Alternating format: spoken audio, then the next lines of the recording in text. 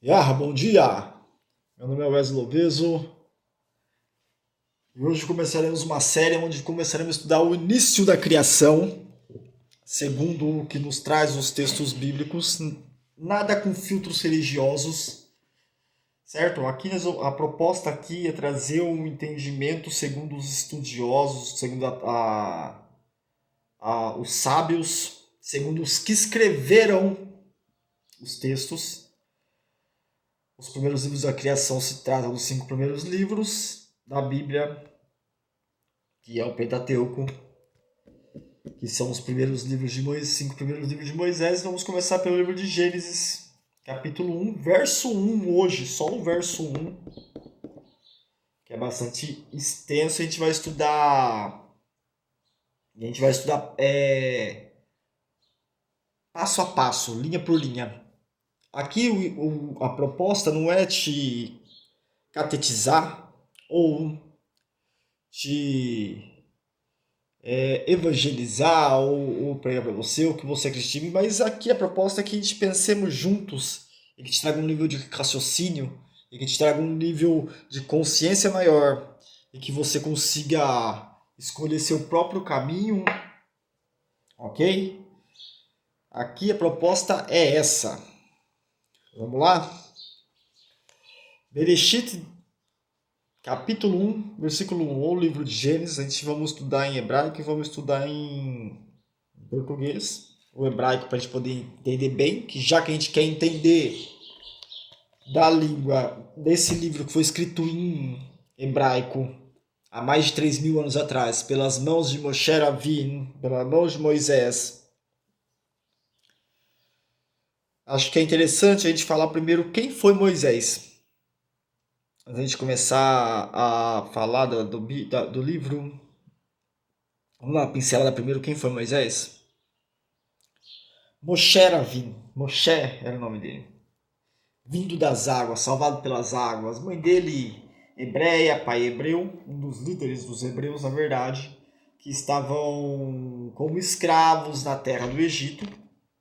Depois de José, filho de Jacó, depois de José, filho de Jacó, ter descido para o Egito, foi vendido. Todo mundo conhece a história de José, o sonhador, de José, o sonhador, José do Egito, desceu para o Egito, se transformou em imperador. Veio um outro faraó que não conhecia o Senhor, pegou e fez cativo o povo de Israel. O povo de Israel, muito grande número.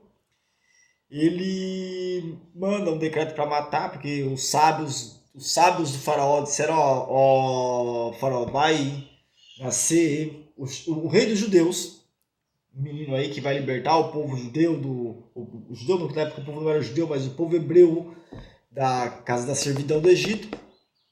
E o faraó perguntou para eles: mas ele vai vir por onde? Os sábios do faraó falou: ó, ele vai vir pela água. Ele vai vir pela água, ele vai vir pela água. Então pronto, o decreto é esse. Que... Não, desculpe. Perguntou para os servos dele, os magos dele, e por onde vai vir, ou qual vai ser o fim desse Messias, entre aspas, ou desse prometido para livrar o povo hebreu da escravidão do Egito. E aí ele disse: ó, a água vai acabar com ele, vai ser morto por causa da água. Foi a visão que os sábios do Egito tiveram. Então ele falou: então faz o seguinte, o decreto é esse: mata os meninos que nascerem judeus na água, joga eles na água, porque se o fim dele é na água, então vamos adiantar o fim dele. E puxando esse gancho, a proposta nossa é essa: estudar de uma forma mística. Igual eu tô falando aqui, essa forma mística, o fim dele vai ser pela água.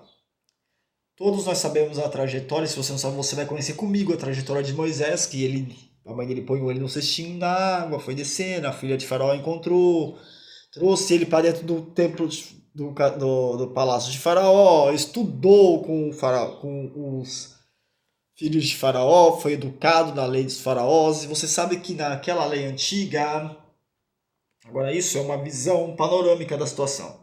Sabe que naquela lei na antiguidade, um homem nascido,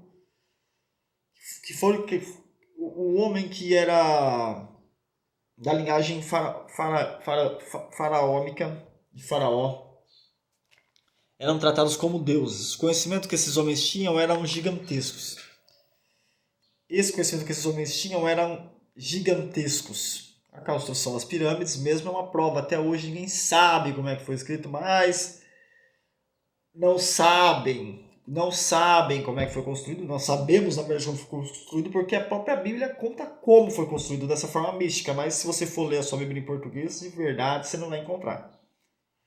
Essas formas místicas, arcaicas, que tem a explicação de como foi feita as pirâmides, que tem todo o globo terrestre, como foi feito o templo, que não foram usados ciséis de aço, de metal. Todas as explicações místicas, porque isso foi construído com um conhecimento que é tecnológico. Hoje nós podemos até aprender como tecnológico, mas na época era visto como conhecimento místico. Então eu costumo dizer que é um conhecimento tecnicológico místico, porque tem bastante tecnologias que não conhecemos como tecnologias de hoje, como um celular, como um computador, enfim, as que a gente leva no nosso cotidiano, mas era uma tecnologia, era uma evolução que a pessoa tinha na época. As pessoas faziam coisas grandiosas, e a Torá, a Bíblia, traz à luz todos esses conhecimentos. Como estava dizendo de Moisés era vindo, ele entrou, o decreto era esse, jogar ele na água, por causa que a visão dos magos de Faraó é que ele ia acabar na água, e todos sabemos que os magos de Faraó não estavam errados. Aconteceu assim, foi por causa de Faraó, estudou, aconteceu um probleminha lá com os hebreus, nós vamos ver isso aí no futuro. Saiu, tá pastoreando determinada época, tal, tem um encontro com Deus, tal. Legal. Mas vamos olhar um olhar mais amplo. Esse jovem chamado Moisés, estudou lá dentro do Egito. O conhecimento do Egito é gigantesco. Então ele veio já, quando ele saiu da terra do Egito, ele já saiu com um pouco desse conhecimento. Um pouco dessa mística. Como foi feito pirâmide, como foi feito isso, como foi feito aquilo. Ele já saiu com esse conhecimento lá de dentro, que ajudou Moisés a compor os seus 5 livros. Não dizendo que não foram inspirados pelo divino, mas foi o que ajudou Moisés a conhecer o divino. Eu provo isso. Se a gente for ler os textos certinho, a gente vai ver que na hora que Moisés fala com o faraó, com licença.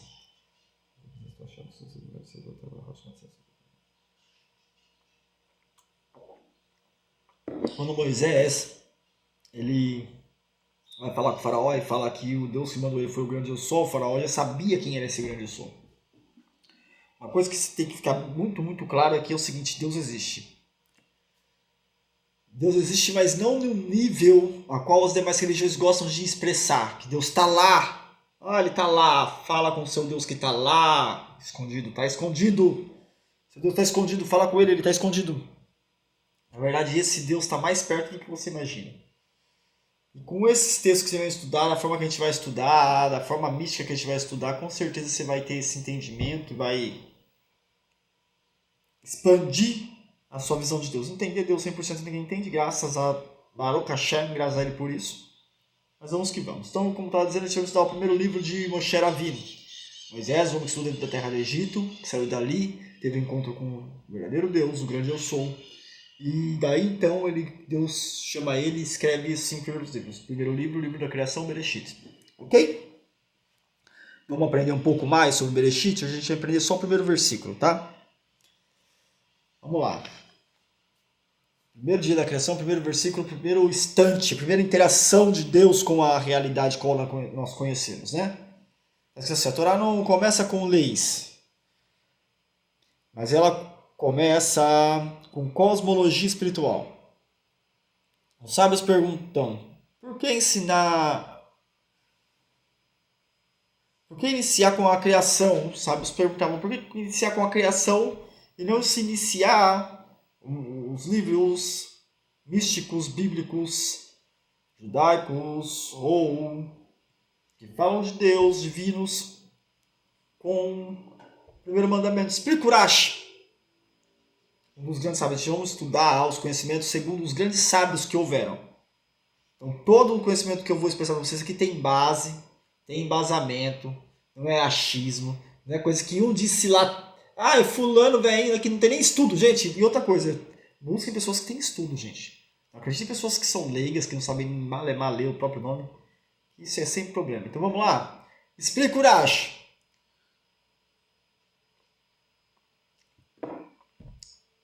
A resposta estabelecida, o tom. A resposta estabelece o tom de todo estudo. A criação existe para revelar um propósito, ordem e moralidade. Ok? Então vamos começar? No primeiro dia da criação não se cria objetos firmes, mas fundamentos espirituais que se baseiam em existência, luz, separação, tempo e unidade.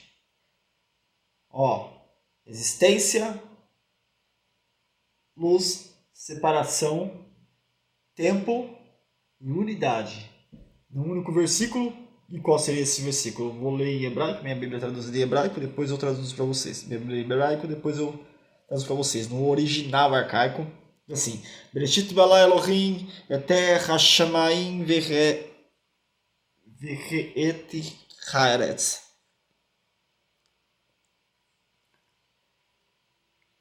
No princípio criou Elohim os céus e a terra.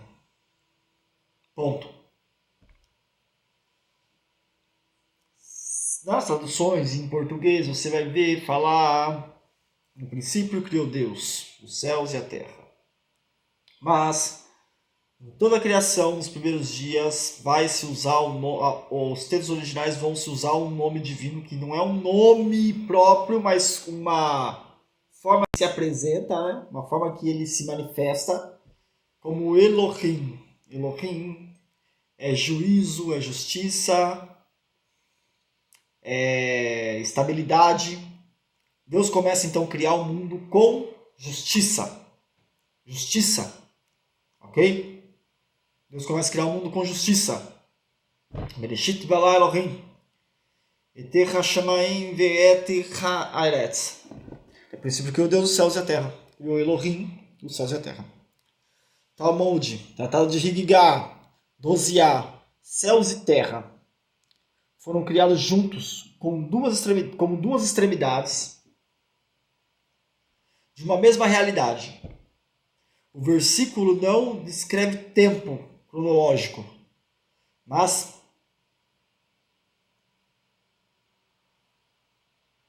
ele descreve uma prioridade antológica, primordial. Vamos lá. Quando Deus cria os céus e a terra, a gente vai começar a ver depois dos dias que isso não está de uma forma cronológica. Vamos ver que depois ele vai começar a criar separação disso, separação daquilo, ocultação disso, ocultação daquilo, porque o mundo também é feito de ocultações. Para que a realidade exista como si só, tem que existir ocultações. E isso, a prova disso aí é o próprio Deus, que se ele não se ocultasse, com certeza não existiríamos hoje como existimos, né? Então Deus criou os céus e a terra como duas polaridades ou dois extremos de uma mesma linha tênue. E quando fala de céus e terra, ele não fala apenas do físico, mas fala também do espiritual. Ele criou extremidades no físico e extremidades no espiritual. A matéria e o espiritual são duas faces da mesma moeda. Ok? Por assim dizer. Bereshit, o Midrash Bereshit Rabban fala assim: Bereshit palavra Bereshit, que é a primeira palavra que está escrito em hebraico, no texto hebraico, não significa no princípio, mas significa por causa de um princípio. O mundo foi criado. Por causa de um princípio. Por algum motivo. Você não foi criado à toa. O mundo não foi criado à toa. Tudo que você passa hoje não fora feito à toa.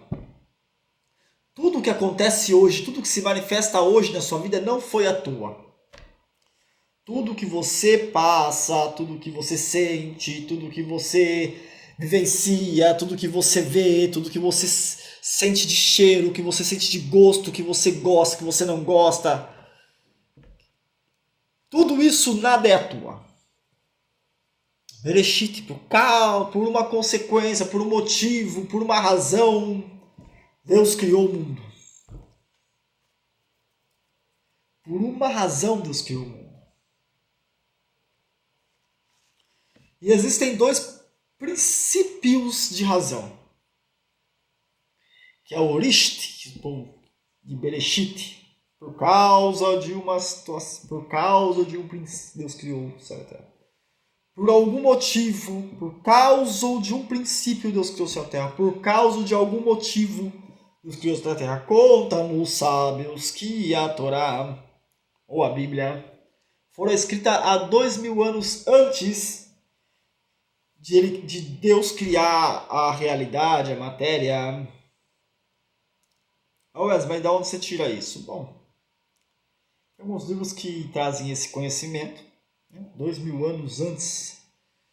E não é um exagero deste humilde narrador que vos fala que quando Deus criou a Bíblia esses 2000 anos antes dele criar a realidade, ele também criou o conceito de tempo.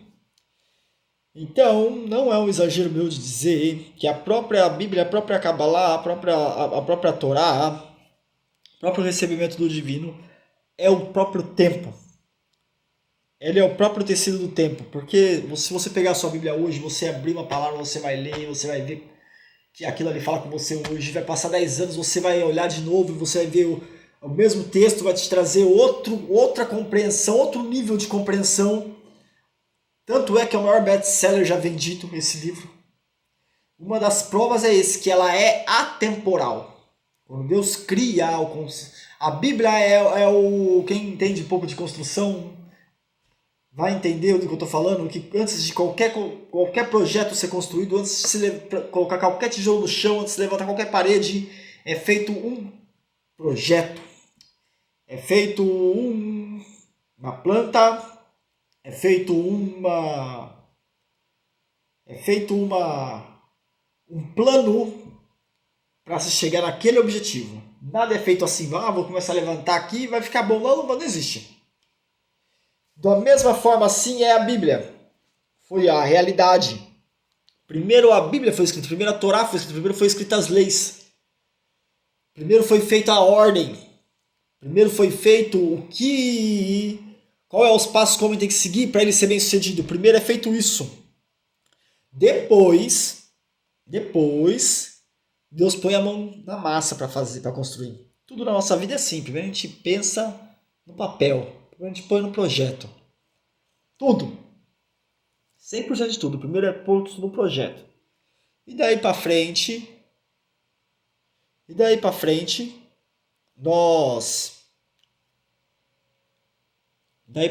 né? Que nós botamos a mão na massa e construímos.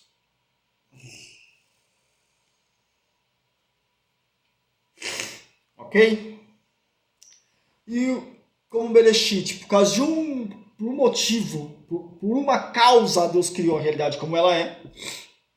E um dos motivos é a própria Torá, a própria Escritura. Um dos principais motivos foi ela. E o segundo motivo é Israel. Deus cria primeiro a Bíblia, para depois criar a realidade.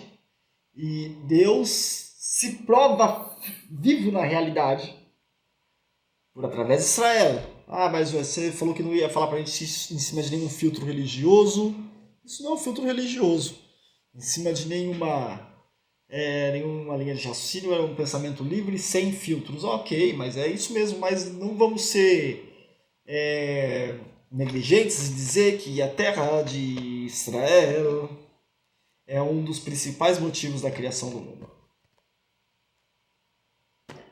Oh, mas Wesley, gente, pode dizer que não, mas é. Aquele pedacinho no Oriente Médio é um portal direto com o divino. Ali tem um portal onde toda a energia divina é canalizada ao mundo por através daquele local. Querendo você sim, querendo você não. Ok?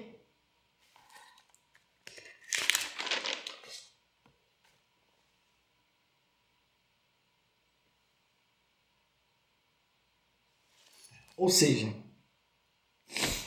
a criação nasce com uma finalidade ética espiritual não por acaso. Agora vamos olhar pela visão do Zohar. Zohar é um dos livros místicos de Kabbalah. Aonde Zohar fala um pouco sobre esse nome que já falou, Deus